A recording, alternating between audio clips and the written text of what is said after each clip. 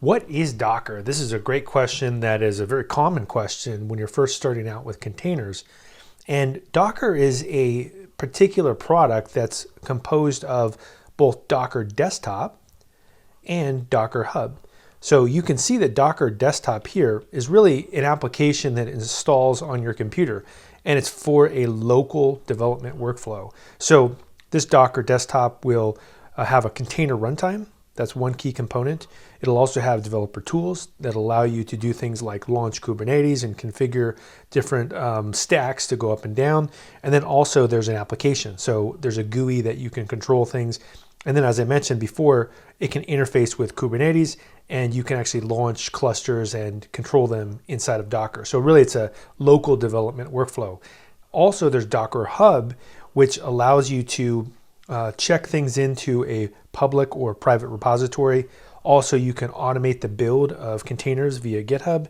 You can pull and certify and use certified images. So for example, you could take the official version of a database and pull it down, and you know that the developers that created that database were the people that certified it.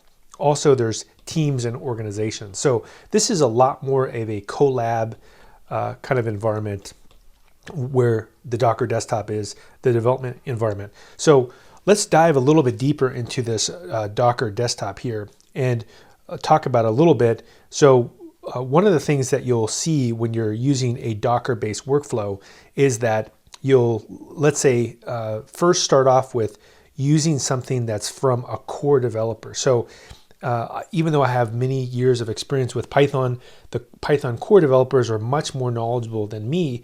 And I would like to leverage their knowledge of Python by pulling that base image down into my file right here. So you can see that when I develop a Python project, I say from Python 373.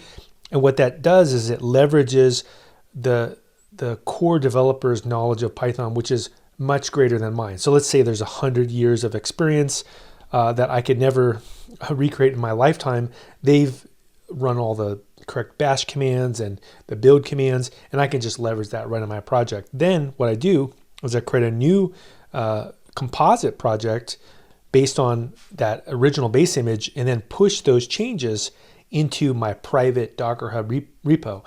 What that means is that I could then, if I wanted to pull that out and let's say test it out in the cloud and run that new project, or potentially I could give that to some new developer for onboarding, and that new developer could, use my code and deploy it. So this idea is very similar to, let's say, source control, except for it's the runtime itself.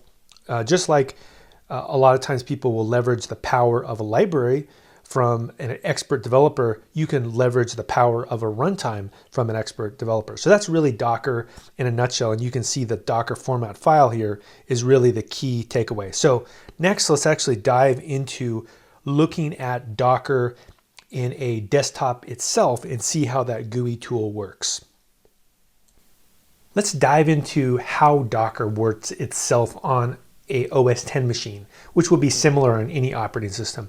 If I go up here, you can see that there's a menu bar that shows me that Docker Desktop is running and Kubernetes is running as well. This comes as part of the Docker installation. If I want to look at further things, I can click on this dashboard and it gives me some more detailed controls over everything that's running in the Docker environment. So one of the things that I can see here, for example, is that Docker has some images that I can use. And if I want to, I could pull one of those up. For example, look at it, inspect it, run it. So it's got controls, I can start it. And additionally, one of the things I can do is if I go back here to my Docker Desktop environment and I go to the settings menu, I can also configure different options. So maybe I want to start Docker Desktop when I log in. Let's say I'm doing a lot of active development, or maybe I have limited resource on my machine, so I don't want to start it. That's what I typically do.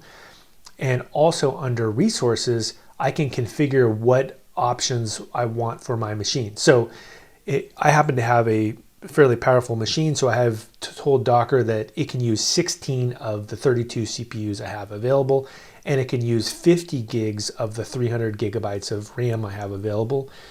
and then I could go through here and change other parameters like swap or disk size. So this would be a way where you could customize your local development environment to allow you to have more or less control.